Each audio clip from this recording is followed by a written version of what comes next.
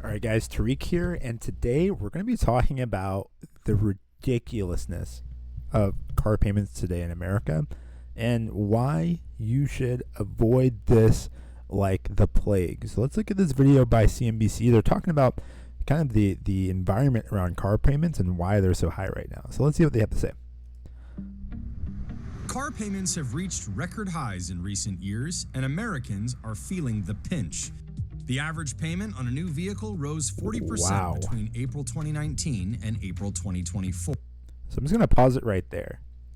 To give you perspective, the price of the average car payment being $760 is crazy. Think about how much you might pay in rent. That's almost half of rent for a studio apartment in some cities. And the fact that you're paying that much for your car, which you don't have to buy a car that's that expensive, is absolutely insane. And when you think of how hard it is already to save up for things like retirement and just save in general, most Americans don't have $1,000 saved up to pay for an emergency, yet the average new car payment is above $700 a month. That is crazy. People are driving their retirements into the ground.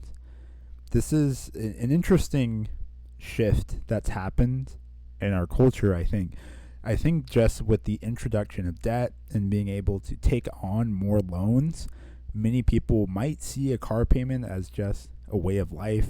It's something that you do. You have to pay it off every month. You may or may not ever pay it off. Eventually, you might just sell the car, roll your equity into another car, and just live forever with a car payment. But you don't have to live this way. I actually don't have a car. I take public transportation almost everywhere. And I'm only doing this for a short period of time until I have enough to buy a car in cash in full. Because I know that the money that I'm able to save, pay off my debt, and put away for emergencies is going to be more valuable than that car payment. Man, I can't believe people are doing this. It's crazy. Some people will look at this and they will say, are you kidding me?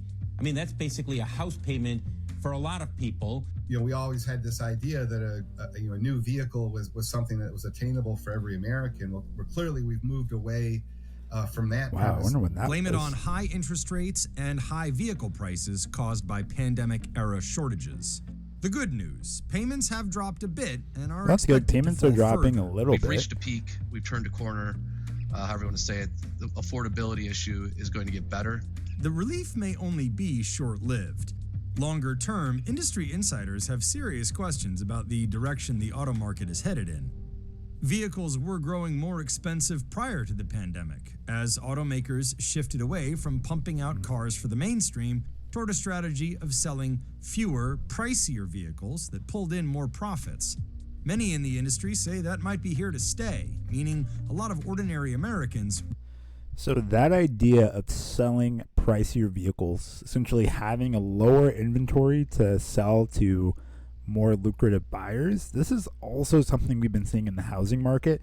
It's really a question of supply and demand, and kind of where we're at now after COVID and all of the shutdowns and supply chain issues. Now that we're coming back into a productive market, companies are realizing, hey, why would we produce all of these affordable cars when we can just make really expensive cars? And we know people will buy them anyway. We know people will take out debt to buy these cars instead of being more responsible, so we can get away with this. And that's what they're doing. So when you look at the average car prices, they are really high.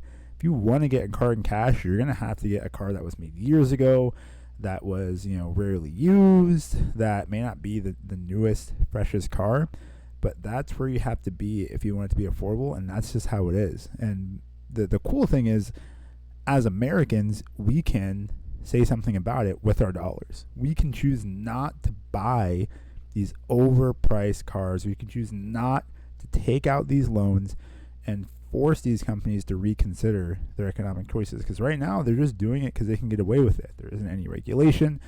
People are still buying cars anyway. People will still take out loans. And I think it's just a mindset of, hey, I can't afford it anyway. I'm already in tons of debt. I might as well take out more debt. But that's such a dangerous mindset. You can't lose hope. even though you see people all around you with nice and fancy cars, they're probably in debt. Statistically, they're probably in debt on their car and they can't afford it. So please stay away from the car loan, buy used cars, and then leverage those later in time for newer cars. Will be locked out.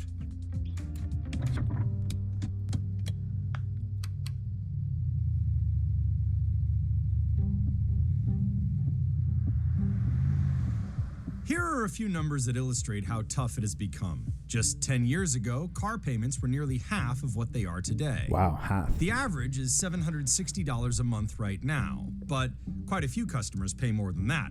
A near record number are paying over $1,000 a month and have been for That 4 is straight crazy. quarters. I cannot imagine paying $1,000 a month for a car. for the next 6 years. I mean, it's just it just sounds crazy for a depreciating asset.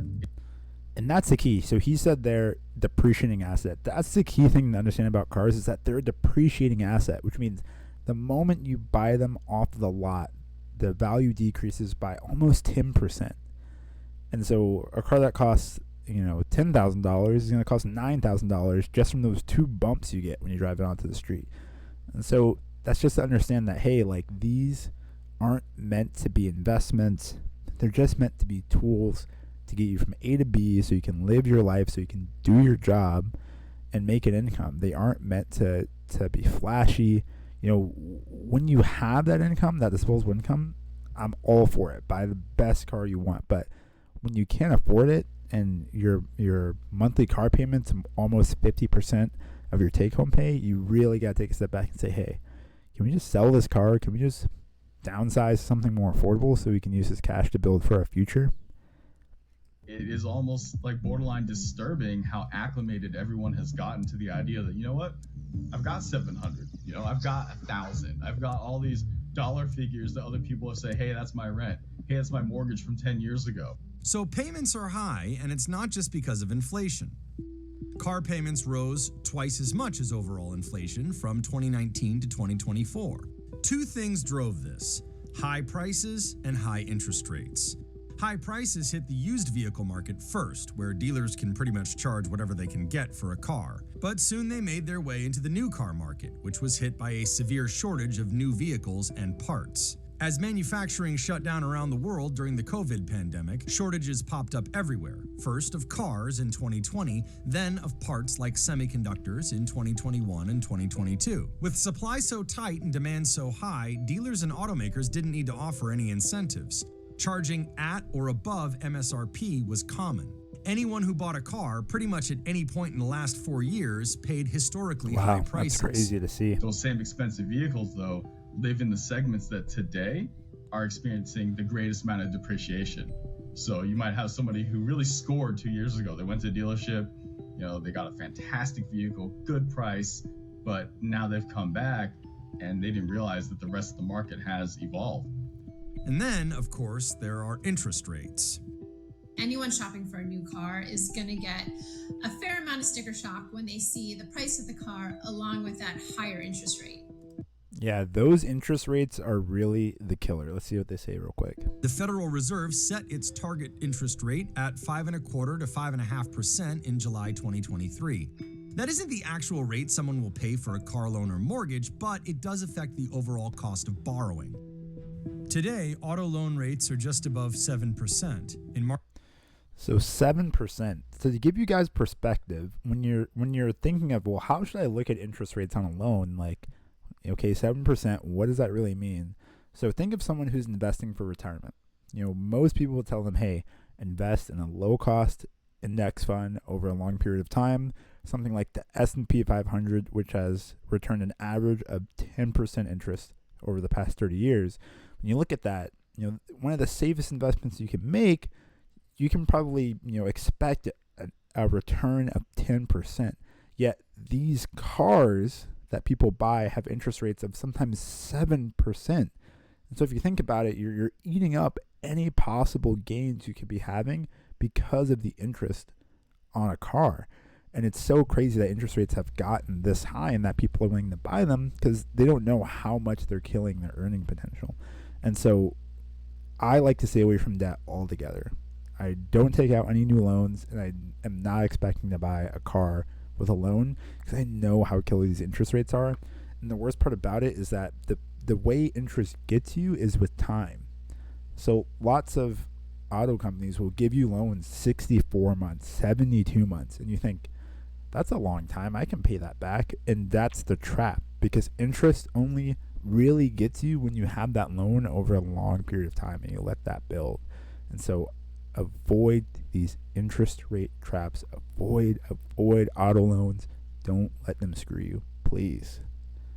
March 2022, before the Fed started raising rates, they were closer to 4%. This is a significant jump. Not only are people paying more for their auto loan, but they're also paying more for the price of the car. So that combined higher prices plus higher loan rates makes car affordability particularly challenging for a lot of people trying to buy a car these days. In addition, an alarming trend has taken root within a segment of borrowers. Those who decide to get a new car when the one they're driving is worth less than the money they owe on it. Something called negative equity. Right. That's a situation you don't want to be in. If you have to get a loan, at least be aware of the equity you have. You don't want to owe more on your car than you have. You want to at least get a big down payment, or if you have a loan right now, start attacking it right away. Get rid of that negative equity, because if an emergency happens and you have to sell your car, you're going to be in debt. You're going to owe. You're not going to have any value whatsoever. This is the trap that loans get you with. Average amount on those trade-ins hit an all-time high in the first quarter of 2024. Almost 25% of purchases were made by customers with negative equity, 25. nearly That's 10% crazy. more than just a couple years earlier. Rolling that negative equity into a new loan comes with bigger payments at higher interest rates over longer terms. That's the trap. And trade-ins involving negative equity have only gotten more expensive over time. What makes it worse, though, is you probably got a decent loan 2 or 3 years ago, right? So if you do have negative equity and you roll into the next payment, it's not like you're even getting more favorable terms. Like, unless you get a subvented APR from the automaker, you're really compounding this problem. Because again, at 7-8%, that first month payment, that first year's payments, a lot of that's interest. You're not going to dig yourself out of this hole. So that's another big thing, is that most of the time when you get a loan, the interest is front loaded. That means those monthly payments that you think are all going towards the loan, it's actually most of it's going towards interest and some of it's going toward the loan. And that's because they want that interest to build up over time. That's why it's so important. If you do have a loan, you need to be making extra payments on top of your monthly payments so that you can target that principal and get that interest down. And finally, consumers want fancier cars, and car makers have capitalized on that. Because structurally, the industry has been headed to this direction for many, many years. They've been abandoning many of the lower price points. So it's just all kind of going into the soup to kind of lead vehicle prices to be going up just a little bit. Good news for the consumer is vehicle prices have come down. U.S. production is back up. There are more cars on dealer lots, and incentives rose rapidly from mid-2023 to 2024. You should be able to get a better deal now than you were, say, 12, 18 months ago. So there's some light at the end of the tunnel, but the payments that people are locked in on those higher priced vehicles aren't going away anytime soon. And, that gives more context. The reason why we see a lot of everything happen with the car market, with auto insurance, is a lot of it's due to the pandemic, a lot of it's due to the inflation, recent economic policies. And so, they're right when they say we're kind of stabilizing. Things are going to go down a little bit, but you have to be aware. You don't want to focus on those outside influences that direct your own personal finance. You want to be aware of your own financial situation and whether you can afford something. So don't just go hop into a car or hop into buying a car just because you hear that, prices are going down, interest rates are going down. That's not the point. On the macro level, things are leveling out, but on a personal level, you should look into your own situation, understand whether you should and you can afford a car. Even if interest rates were to be lowered, there is a 6-month lag. However, in the meantime, dealers and automakers will likely continue to offer incentives that will bring those prices down. But different shoppers are apt to see different results based on their own financial situations or the types or brands of cars they are buying. And so there are still these deals to be had. You just got to do a little bit more shopping, a little bit more homework, to find the manufacturers that really are trying to compete quite aggressively. Consumers with higher credit scores may be able to secure better loan terms. So if you have excellent credit, you're probably going to do better than that standard 7% new car loan rate. Over the long So that point about credit, it's important. It's a good point, but I want to stress your credit score is not more important than your financial well-being. You should never go into debt just to increase your credit score. And I know that's the point of the credit score, is that you go into debt, but I think that's a terrible reason to go into debt. If you have to go into debt because you've done the math, you've understood where you are economically, fine. But for me personally, I never want to go into debt ever again. I don't want to play that game, and I don't want to get put back into this whole cycle of debt. And that's one of the things that gets you into it. A lot of people think, okay, I'm going to get a car, I'm going to have a loan, I'm going to pay on it, and it's going to increase my credit score, and I'm winning the whole time. And the reality is you've been convinced to take out debt with interest, and really you're winning when you own the things that you buy. And just to give more context, if someone gave you $1 million today, your credit score wouldn't change. But if you were $1 million in debt and you paid the monthly payments, you'd have an amazing credit score. So that goes to show you should not look towards your credit score as a reason to make a financial decision. It might be a byproduct, but don't look at it as the main driver. longer term, larger forces in the auto industry could continue to push prices upward. Just a decade ago, the average transaction price was $32,386, which was itself a record high. As of April 2024, average transaction prices were $48,510. Sticker prices are still rising, as are the prices dealers are paying automakers. Vehicles themselves are not getting cheaper. In addition, the White House raised tariffs on EVs from China to 100% of the sticker price, precisely in order to hold off a flood of cheaper cars from the country. These forces combined lead some in the auto industry to wonder whether volumes will remain lower for the foreseeable future as the market continues to shift towards serving upscale customers and charging upscale prices. Are we going to get back to that 17 million new vehicle sales that we saw for 5 years in a row from 2014 to 2019, or are interest rates and high prices going to keep the equilibrium level lower than it was previously?